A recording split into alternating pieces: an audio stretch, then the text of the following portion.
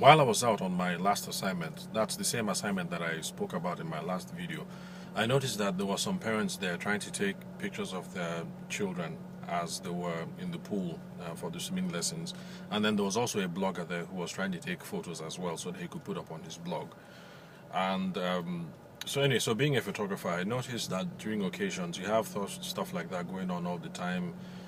Parents and loved ones trying to take pictures of photos, and once in a while people walk up to you, well, to me anyway, to ask, can you help me set my camera so I can take the photo, or what's the best camera I can buy, or what's the best camera phone that I can use to get me the best photos whenever I want to take pictures at occasions.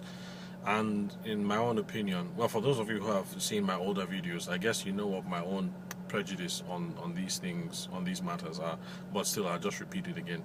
I think whatever mobile phone that you have now, or whatever point and shoot camera, or whatever pocket camera that you have, I think is fine. That's for those of you who want to take pictures of your children or at your friends at celebration, things like that.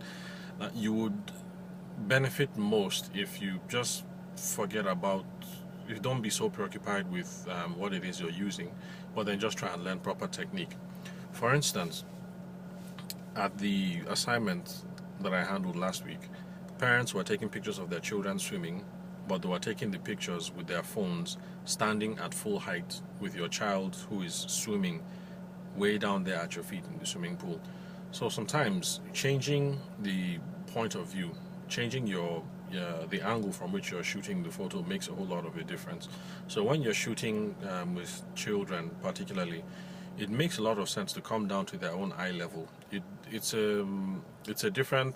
makes for a more pleasing shot, especially since when you're shooting with your phone is an extreme wide angle lens. What that means is that it makes things look a little wonky.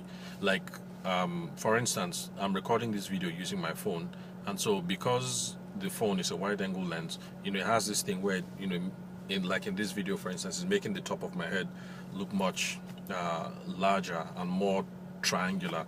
So yes, I do have a big head, but it's not this big and it's not this triangular. So this is the effect of the wide angle lens going on. So to minimize that, it would help if you come down to the eye level of your child and then take the photo from there, and then you get more pleasing photos.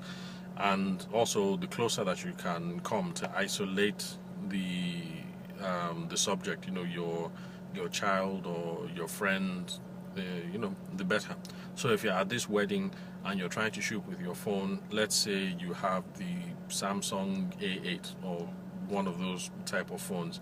So you stand back and you take a picture and you're not happy with it, just try moving in close. If you can get a little closer, try not to obstruct the wedding photographer, because some people get annoyed when people do that. But if you're ever at a wedding where I am shooting, I don't mind, shoot whatever it is you want to shoot. I'll work my way around you. So anyway, just try and get close to the couple at eye level, and you'll be able to get a nice pleasing photo where the couple is the main focus. So if you're one of those parents that was taking pictures of your children at the swimming lessons, and you had asked my opinion, or I had time, or I just wanted to help out, I would have walked up and said, hey, mommy, instead of standing up and taking the photo down at your child, why don't you just squat a bit by the edge of the pool and try from there, and you'll be able to get lots of pleasing photos that way. Another reason why it's more pleasing is because it reflects the way that we see the world. We don't really see the world from top down, the way that we capture when we shooting on mobile phones.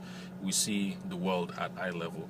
So for more pleasing photos, whether you're using your point and shoot camera, or whether you're using your Samsung A7 or your iPhone X or whatever it is, you don't have to upgrade your phone or upgrade your point and shoot to get better photos. Just do little things like that. Change your angle, change your point of view. Those things make a difference. Especially if you're shooting your children, come down to eye level and you get more pleasing photos.